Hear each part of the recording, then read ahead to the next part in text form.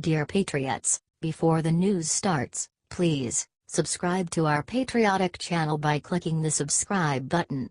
Give us a thumbs up to this video. Don't forget to leave your opinion below in the comments section. Share the news on Facebook and Twitter so you friends see it. Thank you. White House no plans to bring back former aide Rob Porter. White House Press Secretary Sarah Huckabee Sanders said Tuesday that President Donald Trump has no plans to bring back former aide Rob Porter, who resigned from the administration last month amid allegations of spousal abuse. There are no plans for him to come back, Sanders said of Porter at the daily press briefing. The remarks came in response to a New York Times report published Monday that Trump has stayed in touch with Porter and has expressed hope that the former White House staff secretary could someday return to the West Wing. Sanders said she was only aware of one exchange between Trump and Porter since his departure.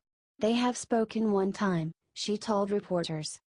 According to the Times report, Trump told advisors he knows he cannot realistically bring back Porter, given the denunciations of his alleged behavior, but the president misses the structure the staff secretary imposed in the office. Porter resigned in early February after news outlets published accounts of domestic violence from his two ex-wives. Porter has denied wrongdoing. The departure prompted a wave of backlash, with White House officials being pressed to account for his presence in the West Wing given his alleged conduct. The Porter scandal also raised questions about the White House's employee security clearance protocols. The former staff secretary had been operating in the West Wing under an interim security clearance. Chief of Staff John Kelly, whose handling of the Porter controversy drew sharp criticism, later announced revamped protocols for how the administration will handle clearances.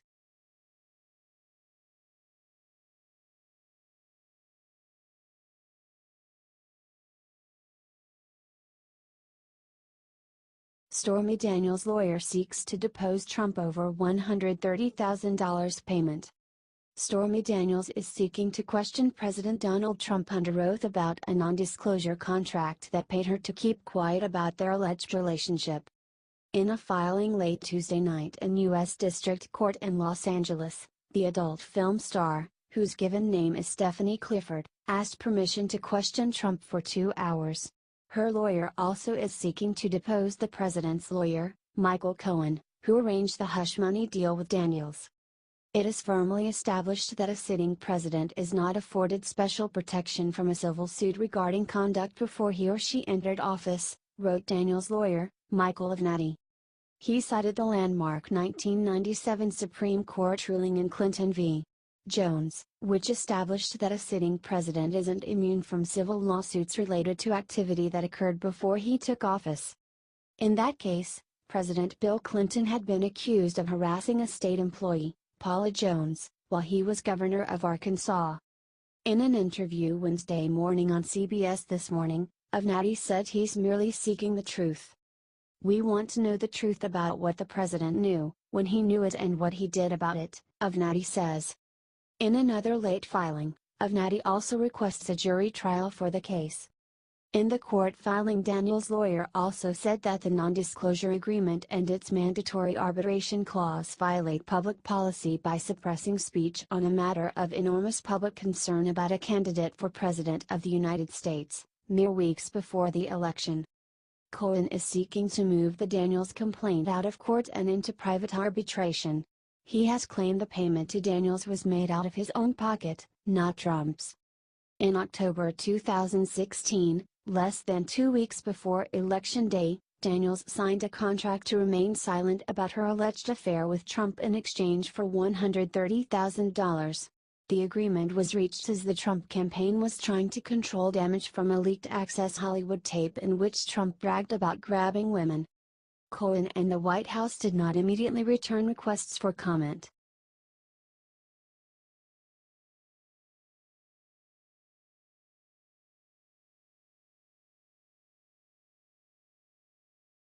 Bipartisan Senate duo calls on Trump to back off Mueller.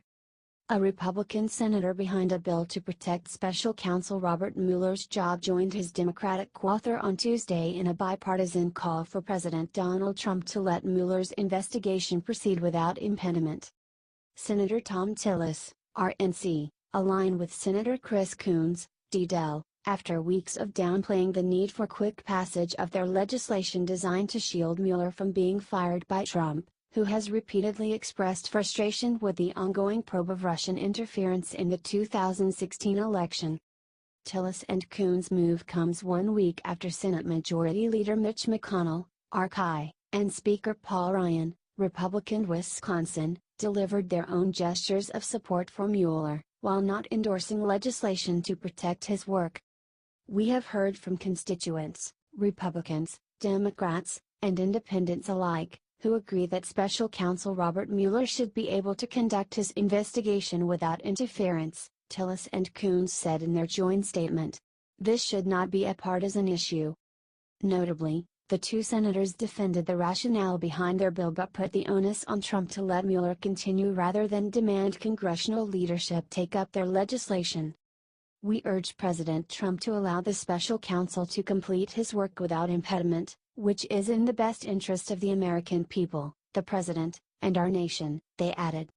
The Tillis-Coons bill, which gives special counsels the power to contest their firing after the fact, still must be merged with a competing measure from Senators Lindsey Graham, RSC, and Cory Booker, DNJ, before the Senate Judiciary Committee can consider it. The Judiciary Panel's chairman, Senator Chuck Grassley, Republican Iowa, has yet to publicly support either version pending ongoing talks on combining the plans. Soon after Tillis and Coons' statement on Tuesday, 9 of the 10 Democrats on the Senate Judiciary Committee released letters to 5 Department of Justice officials who would take on a more prominent role in overseeing Mueller's probe if Deputy Attorney General Rod Rosenstein, who has defended the special counsel, is fired or resigns. The letter, spearheaded by Senator Richard Blumenthal, Democrat Connecticut, seeks a written and public commitment from the 5 officials that you will not interfere in the special counsel's investigation into Russian meddling in the 2016 elections, possible collusion with such meddling by the Trump campaign, efforts to obstruct justice, and any related inquiry. Senator Amy Klobuchar's, Democrat Minnesota, signature was not on the letter, but her office noted that she has publicly supported the goals of the Mueller protection effort.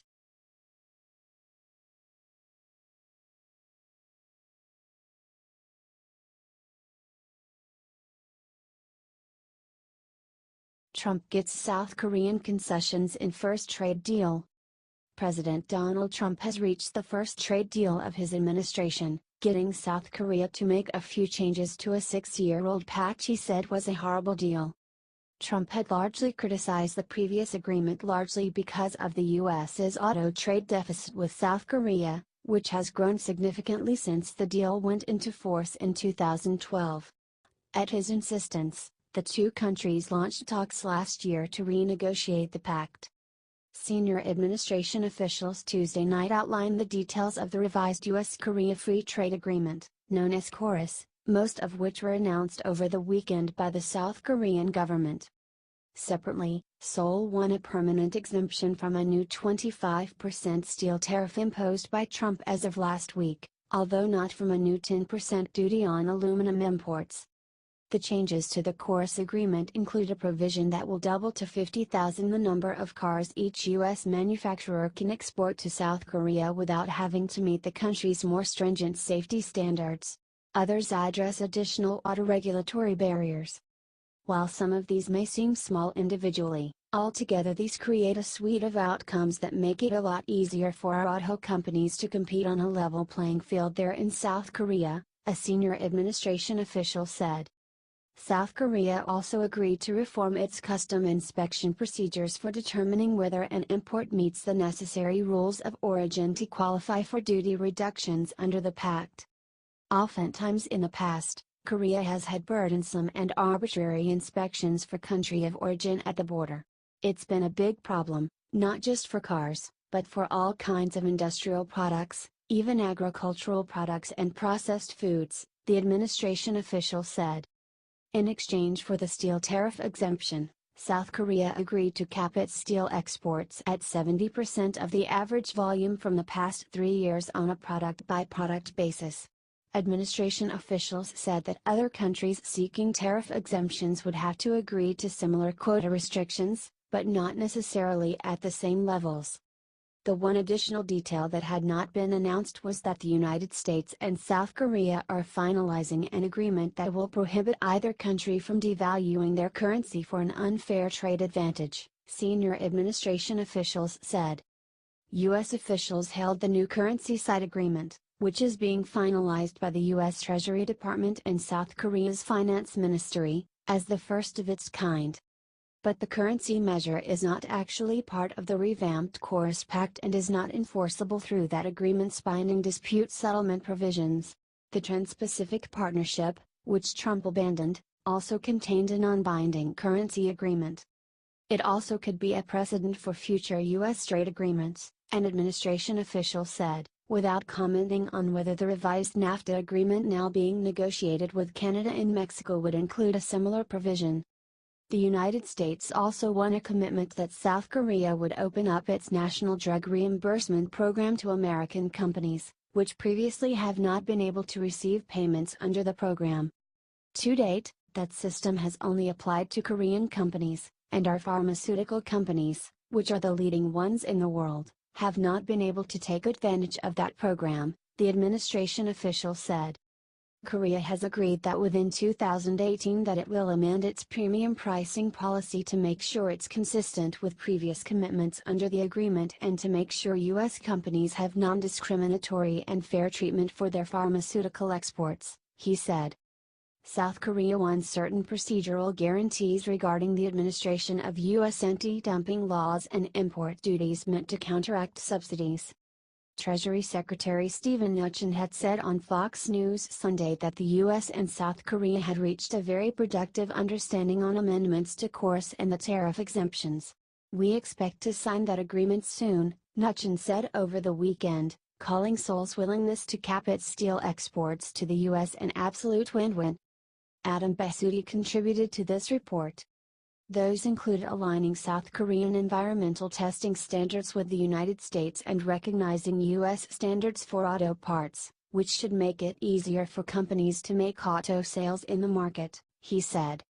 Seoul has also agreed to let the United States maintain its 25% tariff on light trucks for 20 extra years, instead of phasing it out by 2021 as originally negotiated. In another area, South Korea is taking steps to make it easier for American-made cars to meet the country's fuel efficiency standards, U.S. officials said. Last year, the United States exported about $2.5 billion worth of autos and auto parts to South Korea and imported about $23.9 billion worth of those products from the Asian ally.